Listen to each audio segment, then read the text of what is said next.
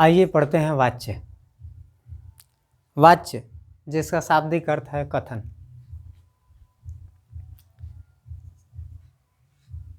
वाक्य, कथन या वाच्य जो कुछ भी कहें,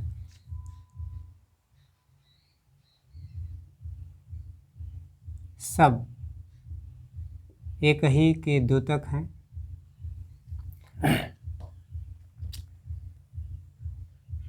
वाच्य से तात्पर्य यह है कि जब क्रिया के द्वारा यह तय किया जाए कि वाक्य में कर्ता, कर्म या भाव किसकी प्रधानता दर्शाई गई है या किसको महत्व दिया गया है, उसी के अनुसार हम उस वाच्य का नामकरण करते हैं। यदि वाक्य में क्रिया कर्ता के अनुरूप चल रही है, अर्थात कर्ता के लिंग, वचन इत्यादि के अनुरूप उसमें परिवर्तन होता है, तो उसे हम कर्तृवाच्य कहते हैं। और यदि वह कर्म के पुरुष, लिंग या वचन के अनुसार उसमें परिवर्तन दिखाई देता है, तो हम उसे कर्मवाच्य कहते हैं। और यदि कर्ता और कर्म के अनुसार न चल के क्रिया वाक्य में मौजूद भाव के अनुरूप एक वचन पुल्लिंग के अनुसार चलती है, तो उस स्थिति में उस वाक्य को या उस वाच्य को हम भाववाच्य कहते हैं। अब कर्तृवाच्य का मतलब तो आपको समझ में आ ही गया है कि जब वाक्य में कर्ता की प्रधानता हो और उसमें मौजूद क्रिया इसके अनुरूप अपने पुरुष, लिंग और वचन का निर्धारण करती है, तो हम कहते हैं कि वाक्य कर्तृवाच्य का है। जैसे हम कहें कि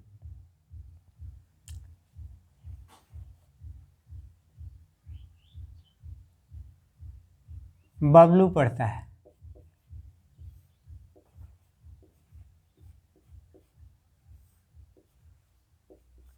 दूसरा कथन उसी क्रिया को हम दूसरे के लिए इस्तेमाल करते हैं। सीमा पढ़ता है,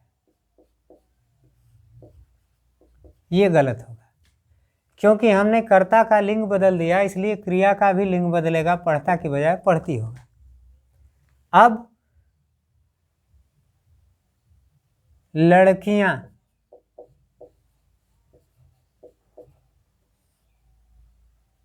पढ़ती हैं, पढ़ती हैं।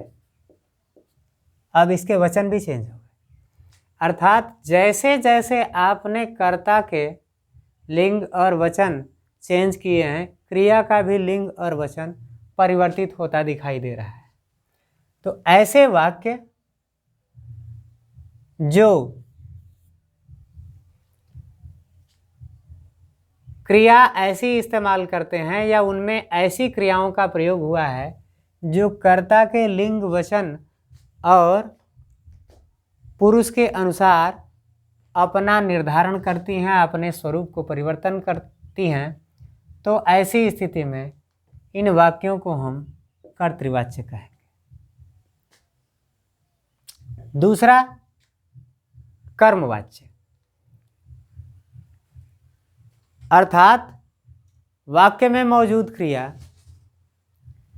कर्ता के अनुसार नहीं बल्कि कर्म के पुरुष, लिंग और वचन के अनुसार अपना स्वरूप बदले, तो हम उसे कहेंगे कि वह कर्मवाच्य है। जैसे राजू से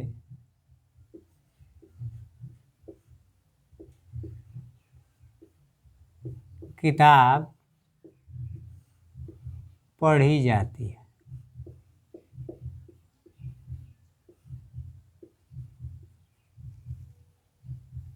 ठीक। अब हम कहें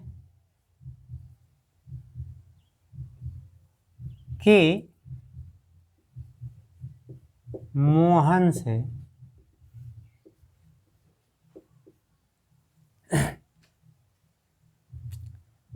अखबार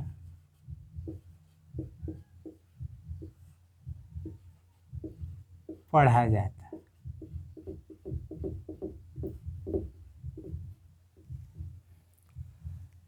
इसमें भी राजू पुल्लिंग था, इसमें भी मोहन पुल्लिंग है, लेकिन यहाँ क्रिया पुस्तक के लिंग के अनुसार रखी गई है, जबकि दूसरा वाक्य जो ही हमने पुस्तक को हटा करके अखबार रखा तो पढ़ी जानी क्रिया अखबार के अनुसार अपने लिंग को परिवर्तित कर लेती है। पढ़ी जाती है नहीं, पढ़ा जाता है हो जाता है। और उसी तरह यदि हम कहें कि श्याम से किताबें पढ़ी जाती हैं,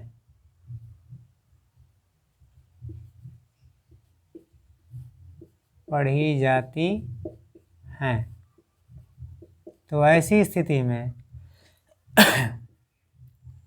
वाक्य में मौजूद जो क्रिया है वह अपने आप ही बहुवचन हो जाती है, क्योंकि कर्ता तो एक ही वचन का है, लेकिन इसमें मौजूद जो कर्म है उसको हमने बहुवचन कर दिया, और बहुवचन करते ही उसमें मौजूद क्रिया है कर्म के अनुसार अपने वचन को भी चेंज कर लेती है और बहुवचन के स्वरूप को धारण कर लेती है। तो इस प्रकार हम कह सकते हैं कि ऐसे कथन जिनमें क्रियाओं का स्वरूप कर्ता की बजाय कर्म के अनुरूप परिवर्तित होता है तो उसे हम कर्मवाच्य कहते हैं। ऐसे कथन या ऐसे वाक्य को कर्मवाच्य कहा जाता है। अब भाववाच्य, ऐसा कथन जिसमें क्रिया न कर्ता के अनुरूप चलती है ना तो कर्म के अनुरूप, बल्कि उसमें मौजूद भाव के अनुरूप चलती है, तो उसे हम कहते हैं कि कथन भाववाच्य है। जैसे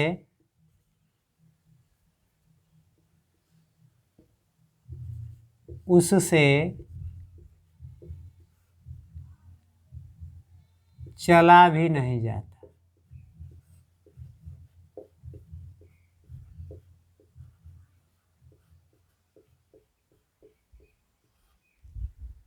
अब ये एक वचन है, इसको बहुवचन करते हैं।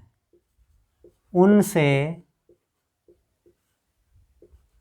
चला भी नहीं जाता।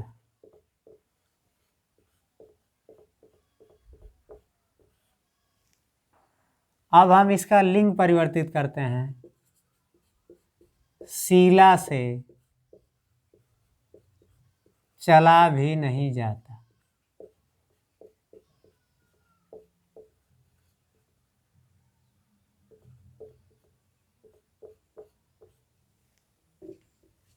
कर्ता के परिवर्तित करने से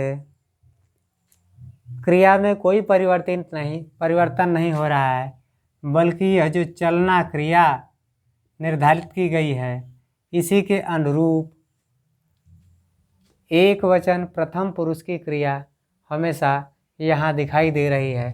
तो इस प्रकार हम कह सकते हैं कि यह भाववाच्य है।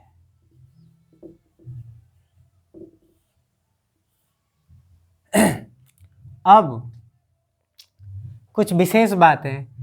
कर्तृवाच्य में क्रिया का स्वरूप अकर्मक और सकर्मक दोनों हो सकता है,